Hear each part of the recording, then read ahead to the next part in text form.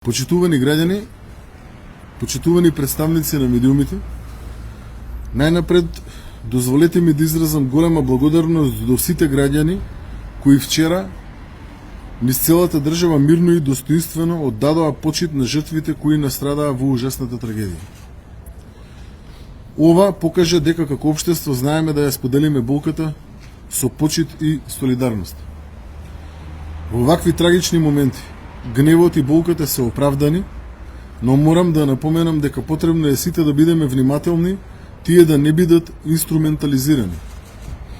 Одговорноста за оваа трагедија ќе ја бараме преку институционалните процеси, а не преку сценарија кои можат да не оддалечат од утврдување на вистинската одговорност. Сите сме за правда, сите сме за одговорност. Но клучно е таа да дојде преку институционални и правни механизми, а не преку емоции кои определени структури би можеле или би сакале да ги искористат во насока која не и служи на вистината, нити на најблиските на жртвите, нити на правдата. Што се однесува до мерките и активностите кои Министерството за внатрешни работи во континуитет ги превзема за целосно расчистување на овој кривично правен настан, сакам да ја известам јавноста дека надлежен јавен обвинител од ОЈОГОК донесе наредба за спроведување на истражна постапка против 7 полициски службеници. Според дејствијата опишани во наредбата, постои основано сомнение дека осомничените сториле кривично дело тешки дела против општата сигурност. Како службени лица вработени во СВР Штип и ПСО Кочани, како соизвршители, осомничените, изготвувајќи, потпишувајќи и одобрувајќи позитивна согласност, му овозможиле на правното лице да се стекне со лиценца за вршење на угостителска дејност кабаре, иако објектот не ги исполнувал законските услови за работа. Осомничените сите заедно предизвикале значителна опасност за животот и телото на луѓето, овозможувајќи кабарето да работи во субстандардни услови, при што починаа 59 лица, а 196 се здобија со тешки телесни повреди. Имено, првиот како главен инспектор за сообраќајни работи во оделението за полиција при СВР Штип и вториот како самостоен инспектор за планирање, резервен состав, превенција и справување со кризни состојби, констатирале дека кабарето ги исполнува законските услови во делот на заштита на јавен ред и мир и во делот на сообраќај. Третиот, како началник на оделение за полиција во СВР Штип и четвртиот, како началник на СВР Штип, одобриле и подпишале известување до Министерството за економија во кој е констатирано дека кабарето ги исполнува законските услови и со тоа што не извршиле целосна поврака, пред да ја издадат и одобрат позитивната согласност за издавање на лиценца за кабаре, сториле незаконитост.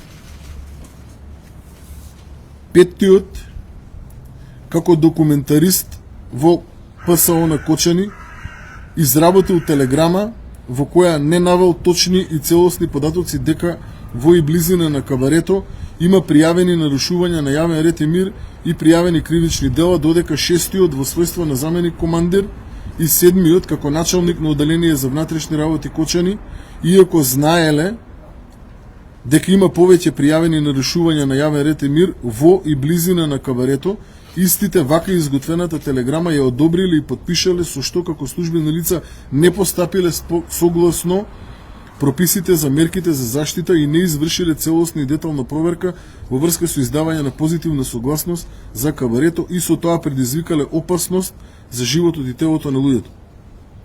Ценејќи дека се исполнити условите, јавниот обвинител до судија на претходна постапка достави предлог за определување на мерка притвор за сите 7 лица.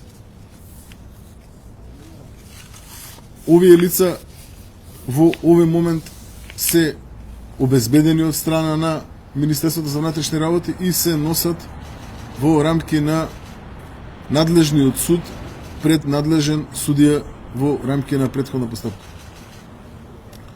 Исто така сакам да истакнам дека до сега има определено мерка притвор за 18 лица,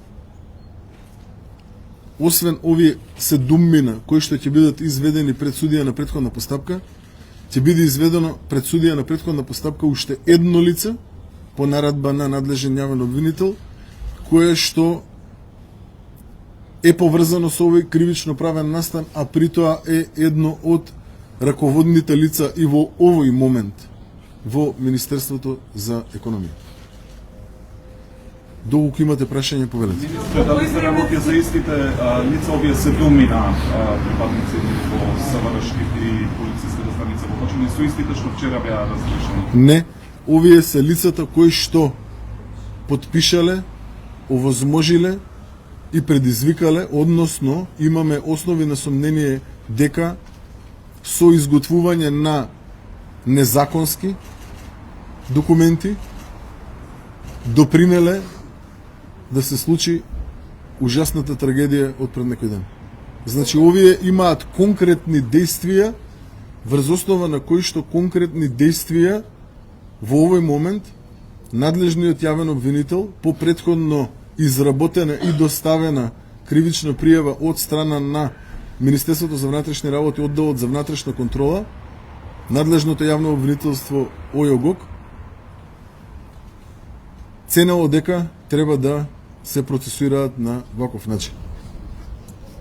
Министре, за која лиценца помогнале всушност овие лица за таа 2020 за 23 или така фалсификована? Во кој време Овие действија се превземани, овие действија согласно информациите кои што ги имам се превземани за издавање на лиценцата од 2020 година. За лицето што го споменавте, уште едно лице од раководна позиција во Министерството за економија, кога произлегува овие сомнежи? Дали во текот на вчерашниот ден или се работи за сосема ново лице? Ова е истото на лице кое што во текот на вчерашниот ден напоменав дека се вршат претреси во рамки на службени простории кое што тоа ги користи во Министерството за економија и кое што е директно поврзано со сомнежи кои ги имаме, а се во насока на изготвување на незаконски документи од страна на Министерството за економија поврзани со предметниот кривично правен настан. Има ли примерено дело општината се за сега или се уште се истражува? Согласно информациите кои што ги имам досега, се уште сме во постапка на утврдување на детали во однос на фактичката состава и напоменувам дека за секој ден за кој што ќе биде утврдено било какво действие со кое што е одредено кривично дело сторено, без оглед дали говориме за действие на превземање или на пропуштање, ќе бидат превземени соодветни постапки од страна на Министерството за внатрешни работи во соработка и координација секако со надлежното јавно обвинителство. До сега, пак ќе повторам, имаме 18 лица директно поврзани со предметниот кривичен правен настан. Вкупно со се оние лица кои што денес ќе бидат изведени пред судија на претходна постапка, тоа се 19 со лицето од економија и 7 началници и останати полициски службеници од МВР, тоа ќе бидат значи вкупно 26. Но ова не е затварање на списокот на осомничени. Зошто? Заради тоа што огромна документација се разгледува поврзана со кривично правниот настан. Огромен број на луѓе е вклучен како од обвинителството за организиран криминал, така и од севкупното обвинителство и од скоро сите поврзани истражни тимови во рамки на Министерството за внатрешни работи. Одделот за организиран криминал, крим полиција и така натаму и така натаму. Списокот нема да биде затворен тука. Согласно индициите кои што катадневно ги отвараме. Македонската јавност мора да знае дека уништувањето поврзано со корупција, непрофесионалност и незаконитост во континуитет нимаат доведено до ситуација да каде и да копнеме излегуваат трули работи. Не е нормално ова кое што го констатираме како фактичка состојба. И покрај целокупната посветеност и борба која што покажавме против организираниот криминал и корупцијата во изминативе 8-9 месеци, и покрај сите оние действија кои што ги превземавме против огромен број на криминални групи, дали станува збор тоа за поврзани со корупција, дали станува збор за поврзани со трговија со дрога, дали станува збор за трговија со луѓе, или станува збор за друг различен тип на криминалитет во овој изминат период, јавноста беше свесна и е свесна за сето она кое што го превземав. Не можеме да не напоменам, каде и да копнеме е труло. И мораме да имаме навистина темелна истрага, мораме да имаме навистина максимална посветеност, ако сакаме на крајот на денот да ја нормализираме оваа наша Македонија. Одговорност мора да има, повторувам, по не знам кој пат, за секој еден, каде што ќе биде утврдено директна вина, исполнување на битие на кривично дело, без оглед дали станува збор за сторување или не сторување. Од аспект на действие. Друго имаш информација дека собственик на таков објект Мано бил фатен, приведен и очигледно правил некои работи за да ги избегне контролите. Може да го објасните зашто станува збори за тој конкретно тој објект, дали тој има легални документи, односно колку време се. Во овој момент детално не би можел да одговорам на вашето прашање. Да, запознаен сум дека имало задржано лице кое што е поврзано со действијата кои што ги напоменавте. Се постапува изминатиот ден и денешниот ден од страна на здружени тимови помеѓу Државниот пазарен инспекторат, Дирекција за заштита и спасување, во поддршка секако и со Министерството за внатрешни работи од аспект на утврдување на фактичка состојба со сите постоечки кабареа, дискотеки и останати објекти во Македонија. За ова сметам дека ќе биде дадена детална информација од страна на надлежните органи кои што, да речеме, еве дека превземаат врз основа на своји овластувања действија или во теков на денов или во текот на наредниот период. Првичните информации кои што стигаат до мене се дека констатирани со огромен број на неправилности. Огромен број на неправилности. Еве само да споделам со јавноста дека првични информации токму пред да дојдам на овој прес дека и ова не е единствената фалсификувана лиценца која што била издадена во изминатиот период. Има најмалку уште една, која што досега имаат откриено. Ова го добив само што пред да се симна. Истиот град одиде во Скопје. Таа е согласно првичните информации за Скопје. Министре, еден од отворените нешто кои се за економија кришни критичи, дали до сега е утврдено кривичното дело за кое што се гони и за кое што е осомничен? Така, истражната постапка формално по поднесена пријава, кривична пријава од страна на Министерството за внатрешни работи не е отворена, не е отпочната. Заради тоа и имаме 48 часовен притвор кој што треба да овозможи целосно комплетирање на доказите, што ќе биде поднесена кривична пријава од страна на Министерството, јавноста ќе биде запознаена за кое конкретно кривично дело се гони, ако биде поднесена таква кривична пријава и лицето за кое што го поставите прашањето. Лично мене, ако ме прашате, согласно на кое што јас можев да го видам од досега собраните докази кои што како информација се споделени со мене, сметам дека ќе биде истото кривично дело како и за сите останати. Но тоа е, пак ќе речам, надлежност на органите во рамки на Министерството за внатрешни работи и секако надлежност на јавното обвинителство, но од досега собраните докази лично ценам дека треба да е истото кривично дело. Дали е планирано дали во притвор така? Да. Дали е планирано да се зголеми бројот на зони каде што ќе биде забранет лет на дронови? Вчера известивте за Штико Почен. Да. Се вршат проценки каде точно ќе се забрани лет на дронови во изминатиот период, но имаше доста, да речеме, во јавноста информации кои што беа споделувани во одредена негативна насока од аспект на постапувањето вчерашно на Министерството за внатрешни работи. И како министер, и како човек сметам дека еднаш за секогаш треба да ги почитуваме законите. Ако постои правило дека летање на дрон треба да се пријави до надлежен орган, треба да се пријави до надлежен орган. Ако постои легислатива европска дека дронот не смее да биде летан на толпа, дронот не смее да биде летан на толпа.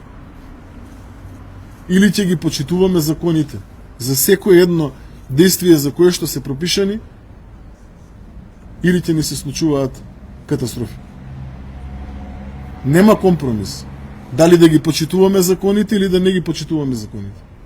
Мораме да ги почитуваме законите. А да, Министерството за внатрешни работи е должно секогаш да се однесува со почит спрема секој еден новинар, особено новинарите кои што се на терен и кои што име работа да ги доловат информациите до граѓаните. Вие си ја вршите вашата работа во насока на информирање објективно на јавноста и тоа генерално го правите одлично. И ве охрабрувам и понатаму во интерес на оваа наша држава да го правите во насока на објективно и навремено и транспарентно вистинито информирање на македонската јавност. Но ве замолувам сите да ги почитуваме законите. Ако има, пак ќе повторам, правило дека дронот не смее да се лета на толпа, дронот не смее да се лета на толпа. Имам едно прашање, се обратија пријатели роднини на лицата кои што веќе бидат погребани. Сакаат да знаат дали ќе има некакви блокади, градот со голема полиција, да знаат кога да тргнат за да одат почет на семејствата, дали денес да го направат утре, што планирам МВР да преземе во овие активности со оглед на тоа што почнеме ќе ви преполни. Институционално се изготвува протокол за она кое што треба да следи во текот на утрешниот ден. Јавноста ќе биде информирана во детали каде, што, како и точно ќе може да оддаде почит на загинатите. Јас лично би упатил само една порака до сите, еве да речеме, кои што имаат во себе камери, како новинари, така и сите останати, максимално да го испочитуваат оној апел кој што го имаше вчера од страна на делот од фамилиите. Мислам дека апелот за воздржување од пренесување на тие трогателни сцени кои што ќе бидат во текот на утрешниот ден е нашето почитување на тој апел би било најниската, да речам, вака одговорност која што би требало да ја покажем. Општо како општество од страна на сите. Значи, ако добро го разбра, во текот на денот имате упатства за граѓаните, каде ќе се работи на протокол и протоколот ќе биде соопштен од страна на надлежен орган.